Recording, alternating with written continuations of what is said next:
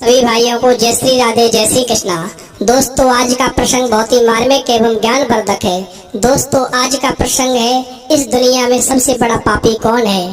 तो दोस्तों, वीडियो शुरू करने से पहले मेरा आपसे एक निवेदन है, यदि आपने अभी तक हमारा चैनल सब्सक्राइब नहीं किया है तो प्लीज आप चैनल को भी सब्सक्राइब कर लें, क्योंकि आपका एक सब्सक्राइब हमारे लिए बहुत ही महत्व रखता है। तो आ जाइए दोस्तों, इस प्रसंग को हमें कहानी के माध्यम से गौर करते हैं। देखिए दोस्तों, एक बार दो मित्र एक गुरु की तलाश में निकले और वह गुरु की तलाश में चारों तरफ भटकते रहे। अंत में जाकर के एक वन में एक सन्यासी तप कर रहे थे, वो उनके पास पहुंच गए। उन्होंने विचार किया, लगता है ये भगवान के बहुत ही सच्चे और अच्छे भक्त हैं, हमें इनको ही अपना गुरु बना लेना चाहिए। और दोनों मित्र वो सन्यासी के पास जाकर के बैठ गए। और जब उन सन्यासी ने भजन पूर्ण कर लिया और जब अपने नेत्र खोले तो उन्होंने देखा कि मेरे सामने दो व्यक्ति बैठे हुए हैं। अब वो उनसे पूछने लगे, आप कौन हैं और कहां से आए हैं। वो दोनों कहने लगे कि हम दोनों अपने सच्चे और अच्छे मित्र हैं, हमें एक अच्छे गुरु की तलाश है, हम उनसे शिक्षा ग्रहण करना चाहते हैं। यदि आप हमें अपना शिष्य बना लो तो हमारी मंजिल हमें आज प्राप्त हो जाएगी। हम गुरु की तलाश में बहुत दिन से भटक रहे हैं, हमें कोई ऐसा गुरु नहीं मिल रहा है जो कि हमारे मन की इच्छाओं को और हमारी मन की जिज्ञासाओं को शांत कर सके। दोस्तों, उन दोनों मित्रों की बात सुनकर के वो सन्यासी कहने लगे, ठीक है, मैं तुम्हें अपना शिष्य आज से स्वीकार करता हूँ, लेकिन एक बात ध्यान रखना, जो मेरे शिष्य होते हैं, जो मुझसे शिक्षा ग्रहण करते हैं, उन सभी के लिए स्त्री का स्पर्श करना वर्जित होता है, तुम्हें इस धर्म का पालन करना पड़ेगा। दोस्तों, दोनों मित्र कहने लगे, ठीक है गुरुजी, हम कभी स्त्री को स्पर्श नहीं करेंगे। अब दोस्तों, क्या होता है कि एक दिन वो दोनों मित्र भ्रमण करने के लिए निकलते हैं तो रास्ते में एक नदी पड़ती है।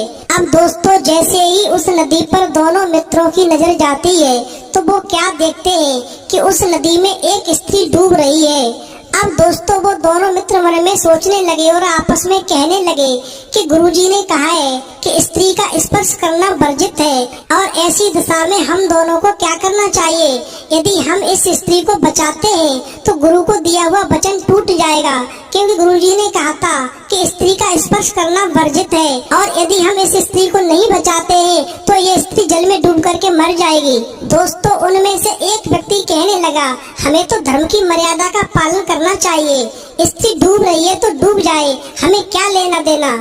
लेकिन दूसरा साथी कहने लगा, वो अत्यंत दयावान था, उसने कहा, नहीं दोस्त, हमारे रहते कोई स्त्री मर जाए यह मैं सहन नहीं कर सकता। इतना कह करके वह पानी में कूद गया और उस डूबती हुई स्त्री को पकड़ लिया और पकड़ करके अपने कंधे का सहारा दे करके दोस्तों उस स्त्री को बाहर निकाल के उसके प्राण बचा लेता है। अब दोस्तों, क्या होता है कि जब वो दूसरा साथी उस स्त्री के प्राण बचा लेता है तो पहले वाला मित्र कहने लगता है, तुमने ये सब कुछ ठीक नहीं किया, तुमने गुरुजी को दिया हुआ वचन तोड़ दिया।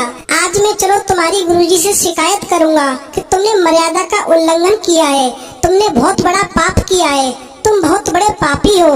अब दोस्तों, वो व्यक्ति जिसने डूबती हुई स्त्री की जान बचाई, वो बेचारा चुपचाप से उस अपने साथी की बातों को शांति से सुनता हुआ आ रहा है, वो उससे कुछ कह भी नहीं पा रहा है। उसको लगता है कि आज गुरुजी मुझे बहुत डांटेंगे और ये बार बार मुझको पापी कह रहा है, मैंने इतना बड़ा पाप कर दिया है, मैंने तो एक स्त्री की जान बचाई है, तो जान बचाने का मतलब ये नहीं है कि मैं बहुत बड़ा पापी हो गया।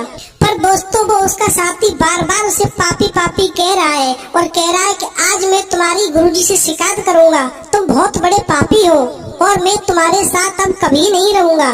तो दोस्तों, जब वो दोनों मित्र अपने गुरुजी के पास पहुँचे तो जाकर के जो पहले वाला व्यक्ति था जिसने उस स्त्री को बचाने से मना कर दिया था, वो कहने लगा, देखिए गुरुजी, आप अपने इस शिष्य ने एक स्त्री को आज स्पर्श किया है और आपको दिया हुआ वचन तोड़ दिया है, ये बहुत बड़ा पापी है, ये महापापी है। दोस्तों, गुरुजी कहने लगे, बेटे बताओ क्या बात है, मैंने तुमसे मना किया था कि यदि मुझसे शिक्षा लोगे तो मेरे नियम में ये है कि स्त्री का स्पर्श करना वर्जित है, फिर तुमने स्त्री को स्पर्श क्यों किया, आखिरकार पूरी घटना मुझे बताओ। अब दोस्तों, वो व्यक्ति कहने लगा, गुरुजी, हम दोनों साथी नदी के किनारे से होकर के जा रहे थे कि हमारी अचानक निगाह नदी पर गई और हम क्या देखते हैं कि एक स्त्री उस जल में डूब रही थी, तो हमने आपस में विचार किया कि हमें इस स्त्री को बचा लेना चाहिए। यदि हम इस स्त्री को नहीं बचाएंगे तो ये जल में डूब करके मर जाएगी। लेकिन गुरुजी इसने तो मना कर दिया और मुझे भी रोक रहा था, लेकिन मैं ये सब नहीं देख सका और मैंने उस जल में घुस करके अपनी जान पे खेल करके उस स्त्री को जल से बाहर निकाला और मैंने उस स्त्री के प्राण बचा लिए। और तब से लेकर के आपके पास आने तक ये मेरा साथी मुझसे पापी महापापी कहता हुआ आ रहा है। अब दोस्तों, जब गुरुजी ने पूरी घटना को बहुत ही ध्यान से समझ लिया तो वो उस पहले वाले व्यक्ति से कहने लगे जिसने स्त्री की जान बचाने से मना कर दिया था, उससे कहने लगे कि तुम इसको महापापी कह रहे हो, तो एक बात को ध्यान से समझ लो और फिर मुझे बताओ तुम्हारे इस साथी ने उस स्त्री को बचाने में कितना समय लगाया। दोस्तों, पहले वाला व्यक्ति कहने लगा गुरुजी लगभग इसने 15 मिनट तक उस स्त्री का स्पर्श किया और तब उसको बाहर निकाल करके लाया।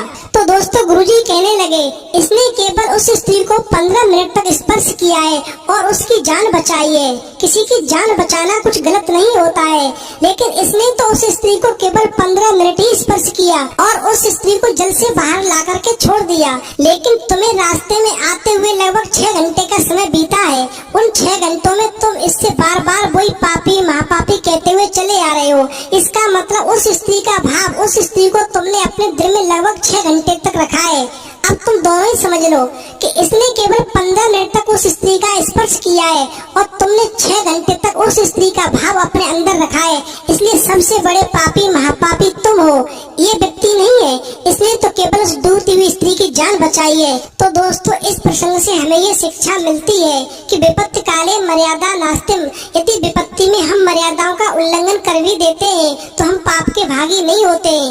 यदि हमारे बचाने से, यदि हमारे कुछ करने से किसी को जीवन दान मिल जाता है तो इससे बड़ा धर्म कोई नहीं होता है। तो दोस्तों, अब आप समझ गए होंगे कि दोनों मित्रों में से पापी कौन था और धर्म पर चलने वाला कौन था।